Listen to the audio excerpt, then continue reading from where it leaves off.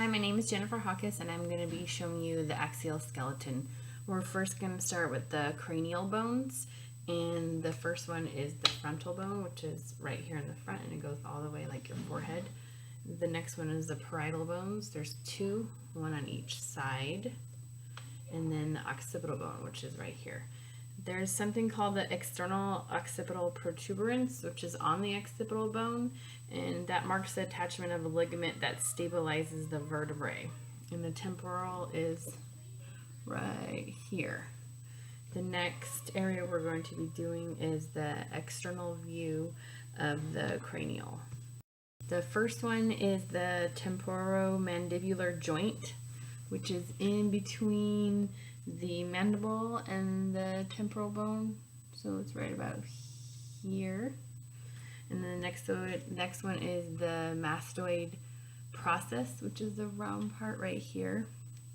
The styloid process, which is the pokey thing, pointy, and the external acoustic meatus, which would be in this, like the canal is right here, so the meatus is right underneath it. And the squamous part is in the temporal bone right here.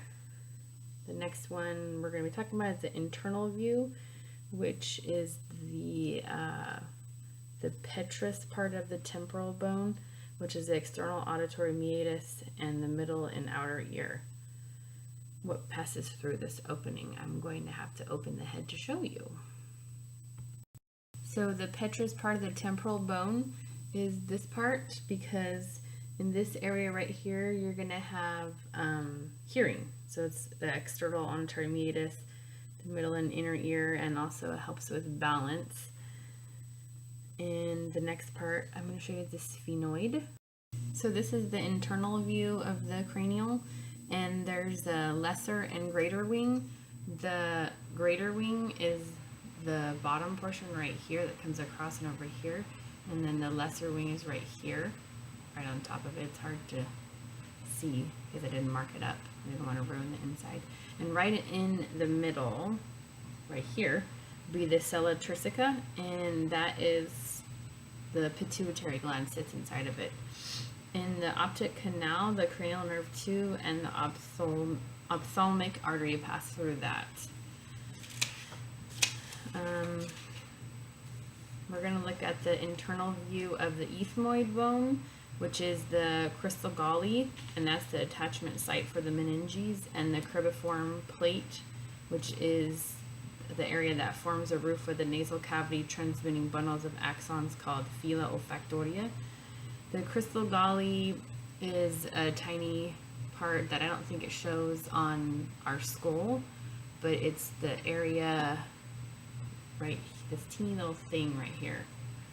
And then the cribriform plate is the surrounding of the crystal galli. So it's the thin line, and then the surrounding is the crystal galli. I'm going to put the cap back on so I can show you the sutures. The sutures, there are 4 of them, and the coronal suture is in between the frontal bone and the 2 parietal bones. Can you see right there the line? The sagittal, no, I'm sorry, this is the coronal, oh wait, sorry. The coronal suture is this one because it is between the frontal and the 2 parietal bones.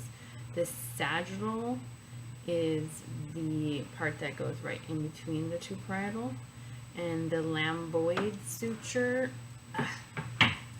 is the suture that goes right here.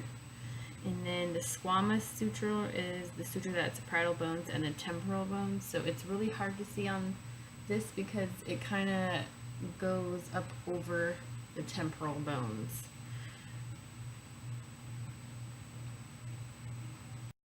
So I'm going to try to show you the facial bones on my skeleton. The first one is the maxilla, and the maxilla bone is right here. And the nasal area, which is right here, which is hard to see on this. And the zygomatic, which is another word for the cheek. So it's right here under the eye. And What two bones form the zygomatic arch? The temporal and the zygomatic process. And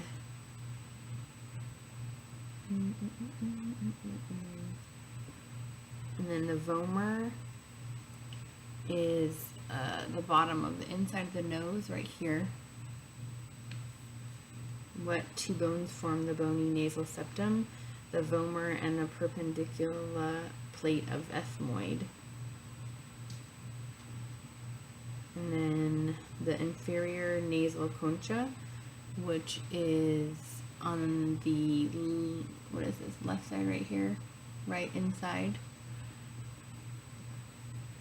And that bone causes air turbulence, filters mucous membrane, and it warms or cools the incoming air before passing it to the lungs.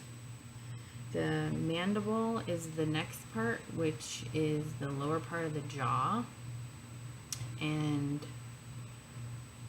that is this whole piece right here, where my fingers are pulling it down. The body of the mandible is right here.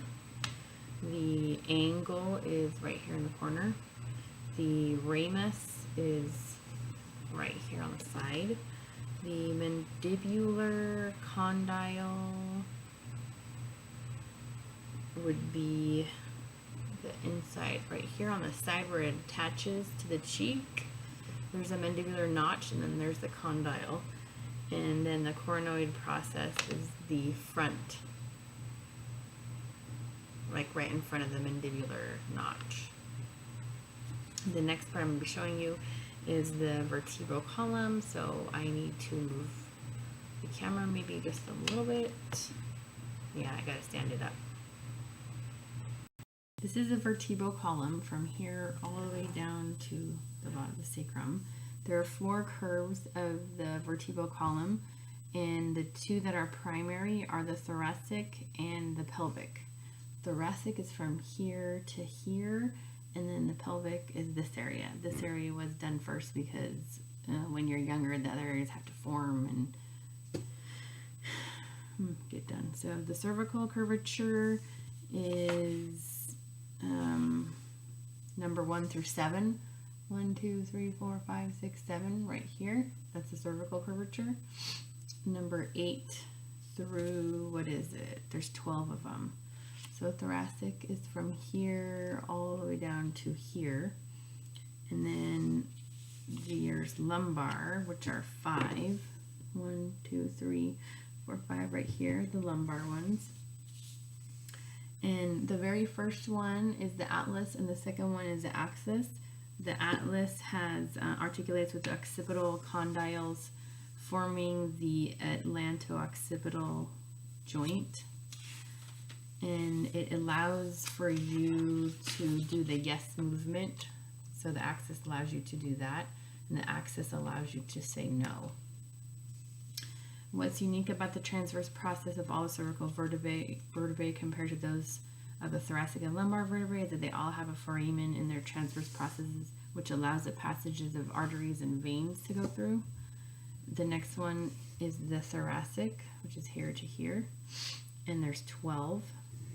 And in the thoracic vertebrae, it's hard to tell because it's put together, but the spinous process is the pointy part, and the transverse process is the 2 sides that connect it to the ribs, and the I already said that. The invertebral foramen is the middle where the spine goes through, and the body or the centrum is the part that they sit on top of each other, the big round part like that, and the discs sit in between there. The lumbar vertebrae have 5, and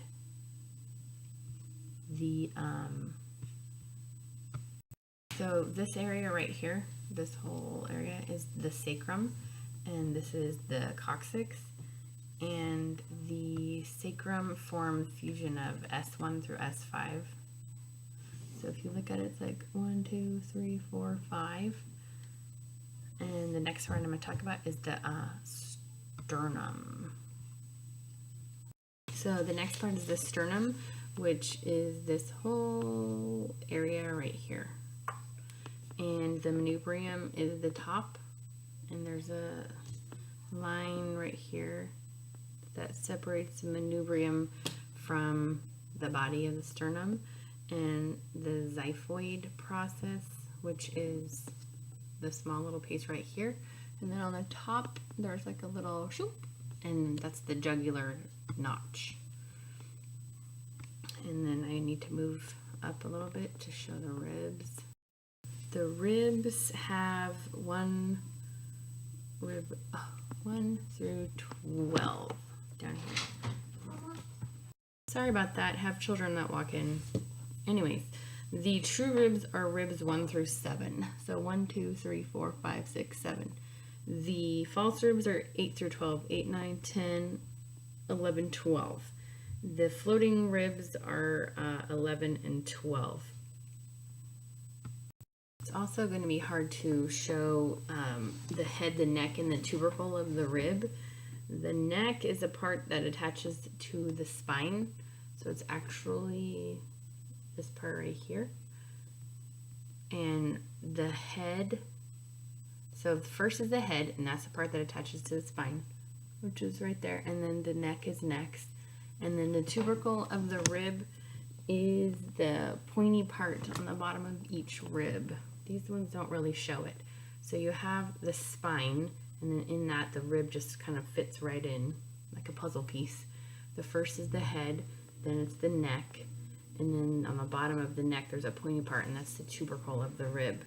And the true ribs articulate with the sternum via a strip of hyaline cartilage called costal cartilage, and the false ribs attach to each other, and then the floating ribs just attach to the spine.